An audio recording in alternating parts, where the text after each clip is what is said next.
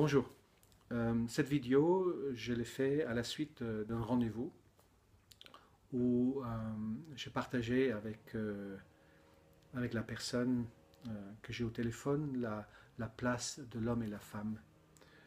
Et aussi à la suite d'un mail que j'ai reçu hier d'une amie que je peux citer qui s'appelle Anne-Laure Courard et qui est coach éducatrice auprès des enfants et des ados.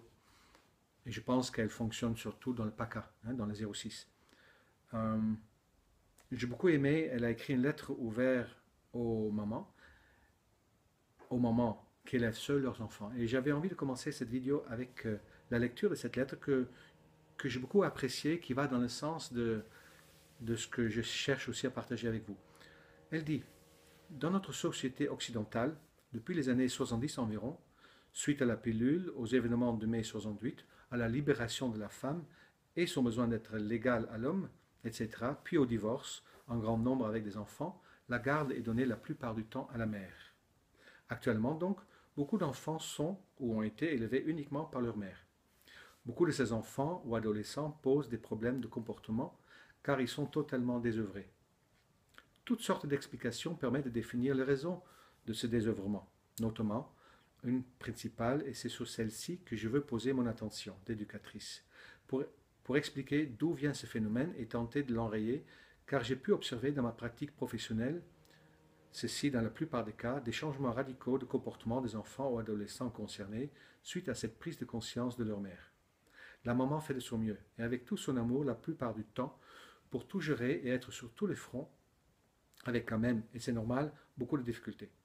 Tout d'abord, pour dédramatiser la situation, les enfants n'ont pas besoin de parents parfaits. Et c'est tant mieux, les parents parfaits n'existent pas. Les enfants ont besoin d'amour, d'un giron dans lequel se ressourcer. C'est le rôle de la mère. Et d'une ouverture au monde dans un cadre sécurisant dans lequel s'exprimer. C'est le rôle du père. Ces rôles sont d'abord et avant toute autre considération biologiques, puisque la nature veut que l'enfant grandisse dans le ventre de sa mère, donc soit d'abord uniquement nourri par elle, parce qu'il a besoin de mûrir, grandir et renforcer tout ce qui fait son être de chair. Puis, quand son évolution le lui permet, puisqu'il a physiquement les moyens de se déplacer seul, son besoin de se détacher et découvrir le monde pour pouvoir y exprimer sa valeur unique apparaît. Et c'est le rôle du père de permettre cette découverte, en le détachant symboliquement de sa mère, puisqu'il est une personne tierce. Puisqu'un enfant naît de ces deux polarités, masculine et féminine, il a besoin de deux pour se construire. Le cadre est mis par le père, qu'il soit le géniteur de l'enfant ou non, quand il est reconnu comme apte à le faire par la mère. Mesdames, rendons leur place aux hommes, et notamment auprès de nos enfants. Peu importe la façon dont ce cadre est mis, et même s'il est très rigide ou très lâche, l'enfant va bien entendu l'accepter puis le critiquer. Et c'est de cette façon qu'il se construit, en imitant, acceptation, acceptation, puis par rejet, opposition. Surtout quand un enfant, plus généralement un ado, pose des problèmes de comportement et que les actes qu'il pose deviennent dangereux pour lui, pour vous et ou pour la société, peut-être alors, s'il vous plaît, avant que ça ne s'aggrave, reconnaissez et dites à vos hommes simplement j'ai besoin de ton aide pour élever notre ou mon enfant. Merci. Et laissez-les faire. Bien sûr qu'ils ne feront pas comme vous. C'est même certain. Et tant mieux. Et bien sûr, ils vont faire des erreurs, comme vous. Symboliquement, ils coupent le cordon entre vous et votre enfant qui n'en a plus besoin. La solution viendra de votre main tendue vers l'homme qui a conçu cet enfant avec vous, quelle que soit la nature de votre relation actuelle. Reconnaissez-lui sa place de père. Laissez-le faire totalement, sans aucune injonction de votre part. Instinctivement, il ouvrira sur le monde et mettra un cadre, et votre rôle n'est pas de critiquer ce cadre, surtout pas. Votre enfant le fera de lui-même, et c'est de cette façon qu'il se construit solidement. Si vous le laissez faire, en tout cas. Votre rôle est de continuer à être le giron dans lequel votre enfant viendra se ressourcer quand et s'il le décide, et quand et si il en ressent le besoin. Et si cet homme n'est pas le géniteur de votre enfant, donnez-lui encore plus sa place pour tenir ce rôle. Il le fera encore une fois instinctivement, car c'est dans sa nature de polarité masculine, mais uniquement si vous le lui permettez, en lui faisant confiance et donc sans intervenir. Mesdames, s'il vous plaît, entendez que votre enfant n'est pas un cas particulier qui a besoin d'une prise en charge particulière. Votre enfant a besoin que vous reconnaissiez que vous n'êtes pas son seul et unique modèle, simplement parce que vous n'êtes pas représentatif des deux polarités qui fondent un être humain. Quels que soient les efforts déployés pour le faire, souvent même inconsciemment, n'empêchez pas la nature de faire son œuvre en voulant tout gérer. Ça n'est tout simplement pas possible parce que ce n'est pas naturel. Les enfants qui ne posent pas de problème de comportement ont tous trouvé en dehors de la maison une image de père à laquelle se référer, que ce soit un oncle, un prof ou autre, avec lesquels ils ont beaucoup d'échanges, mais surtout parce que leur mère les a laissés faire. Merci pour eux, merci pour la société qu'ils vont permettre de construire dans ces conditions de reconnaissance et d'unification de ces deux polarités qui le composent et qui font d'eux des êtres humains à part entière, et donc en mesure de partager leurs valeurs uniques, reconnues et soutenues au départ par les deux polarités existantes. Anne-Laure Courard, elle signe. C'était assez long, je vois que ça a duré 6 minutes de lire cette lettre, mais c'est important. Je n'ai pas beaucoup parlé de la relation des parents aux enfants. Mais j'avais envie de relever ça dans le cadre de la place que l'homme en effet a à prendre. Dans la vidéo où je parle de pour changer le monde, aime un homme, qui rejoint bien évidemment aussi ce texte, il y a cette part où on pourrait dire que la femme a à transformer, à traverser ses blessures, à ouvrir son cœur, à sortir de son féminisme pour entrer dans sa féminité et sa féminitude, où elle va prendre pleinement place dans sa puissance féminine, comme elle le dit bien, une capacité d'accueil, le giron, comme elle le dit Anne-Laure. Et en faisant ça, elle recule un petit peu dans la relation et elle laisse la place à l'homme. C'est facile de maintenir cette place omniprésente pour la femme. Nous, les hommes, ont été élevés par nos mères et nous avons quelque part appris à être obéissants à nos mères. Et après, on va la transposer à notre compagne. Et c'est facile d'être obéissant. Et c'est facile surtout puisque nous n'avons pas souvent pris contact avec nos besoins profonds.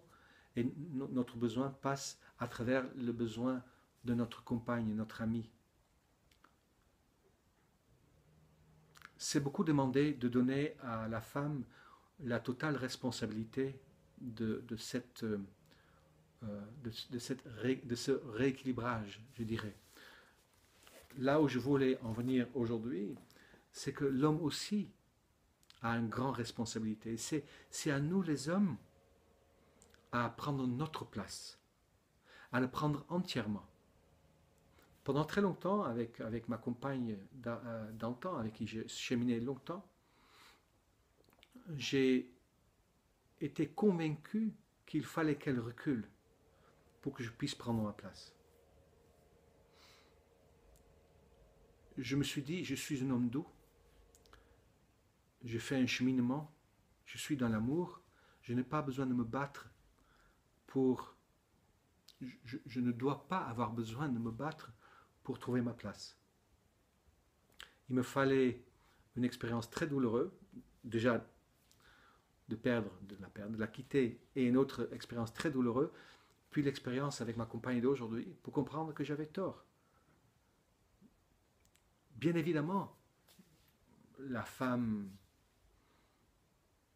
dans beaucoup de cas, de mon point de vue, a besoin de reculer, de sortir de cette omniprésence par rapport aux enfants ou dans le couple, qui est un peu naturel d'ailleurs.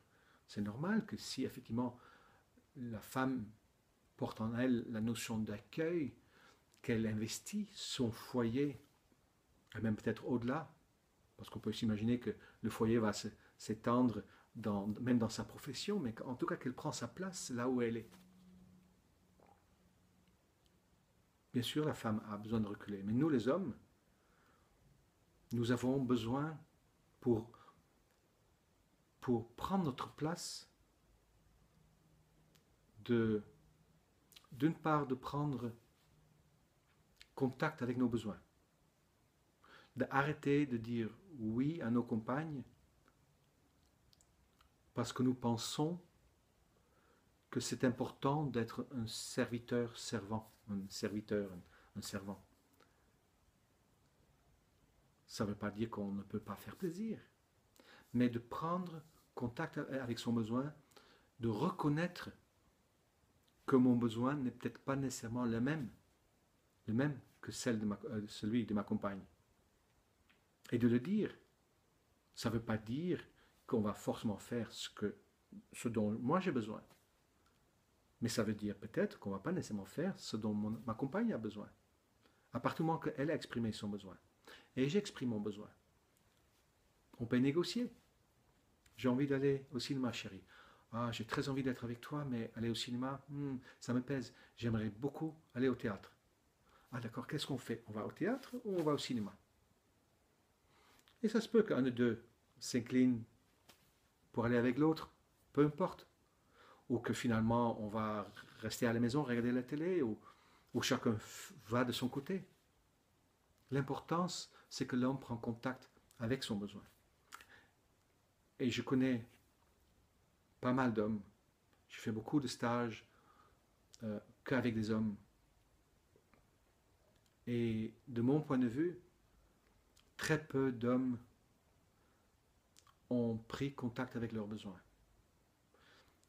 Et pire encore, la plupart ne se rendent pas compte qu'ils n'ont pas pris contact avec leurs besoins. De mon point de vue, et je ne juge personne, attention, parce que je suis dans le même lot, la plupart, soit à créer des besoins autour de la femme, en attendant qu'elle rentre en quelque sorte, ou en fonction d'en rencontrer une, ou à des besoins par rapport à la fuite ou par rapport à la fusion.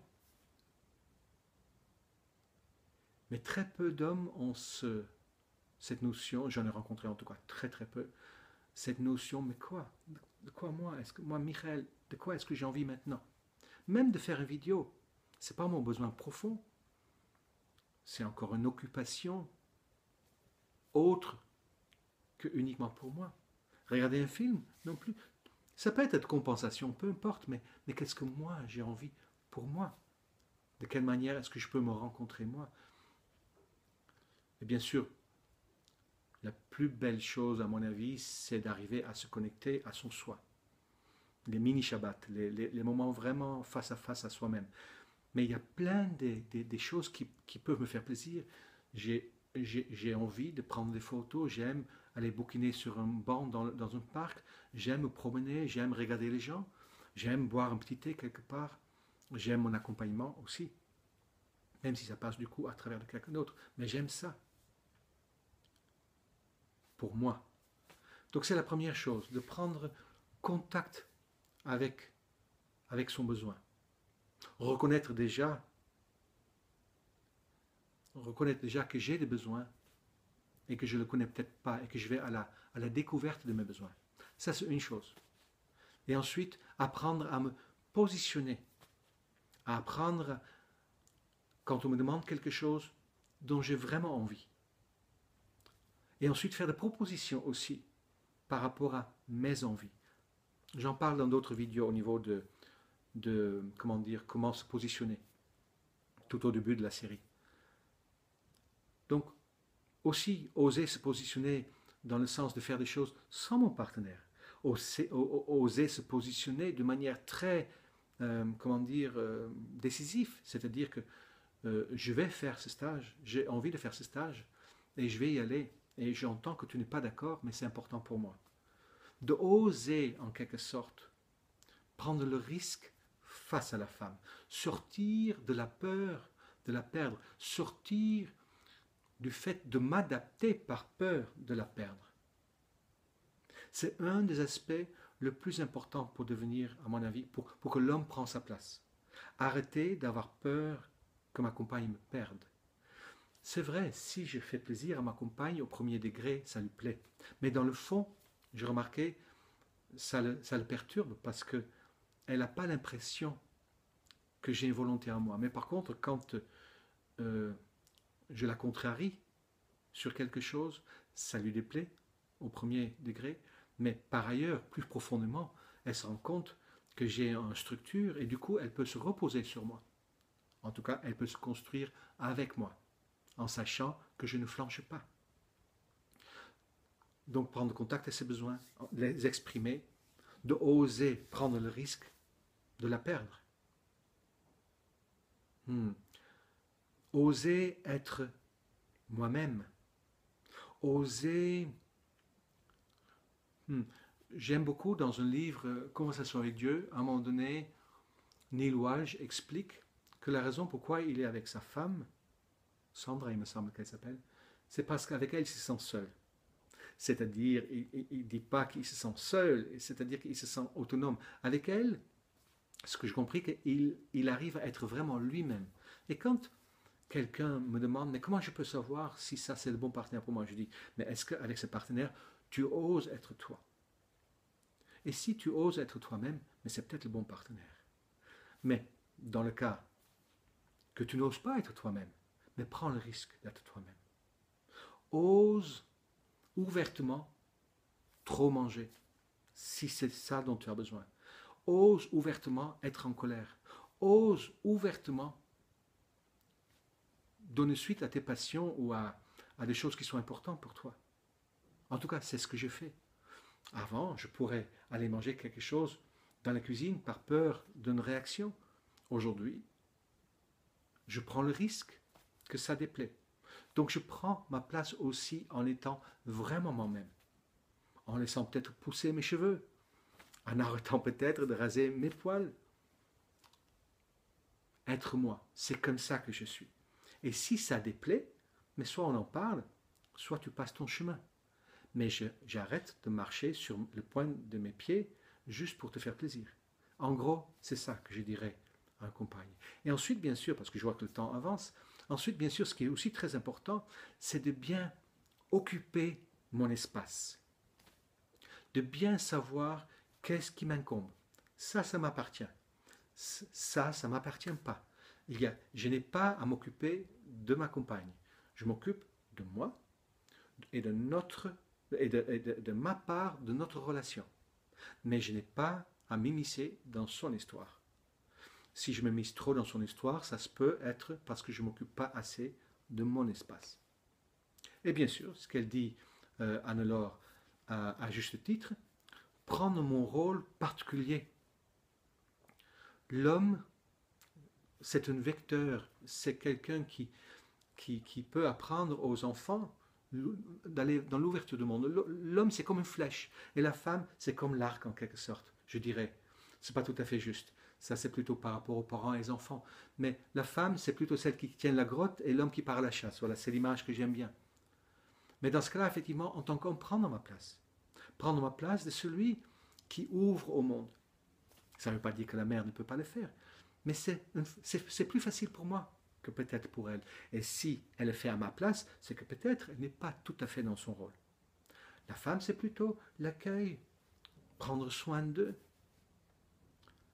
Et bien évidemment, en tant qu'homme, ça c'est aussi très important, je suis garant de la loi. Et je sépare la mère de ses enfants. Et je le vois même avec des enfants qui ne sont pas les miens, que je fais ça. Ça ne veut pas dire que je décide quelle est la loi. Non. Avec ma compagne, on décide quelle est la loi. Mais c'est moi qui est garant de la loi. C'est-à-dire que quand il y a à un moment donné quelque chose qui se passe qui n'est pas juste, par exemple, qu'ils n'obéissent pas à leur mère, dans ce cas-là, je peux être directement derrière et dire, t'as entendu ce que ta mère a dit? C'est moi qui peux prendre éventuellement donc, le rôle de la punition s'il y a question de punition. Mais c'est moi qui garantis de la loi que nous avons déterminée ensemble. Et effectivement, c'est à moi aussi d'aider la mère à couper le cordon dans ce sens-là. Et ça m'est déjà arrivé de me positionner entre la mère et son fils en disant non, ça tu fais pas. laisse ton fils tranquille. Et quand je travaille avec des hommes, c'est quelque chose qui a beaucoup manqué. Que le père intervient et met la mère à sa juste place. Que le père arrête la fusion qui dure trop longtemps et qui devient donc en fait, on pourrait dire malsaine, en tout cas, qui n'est plus juste. Au début, c'est normal, quand la mère a porté l'enfant, qu'elle donne le sein et qu'elle en prend soin tout au début.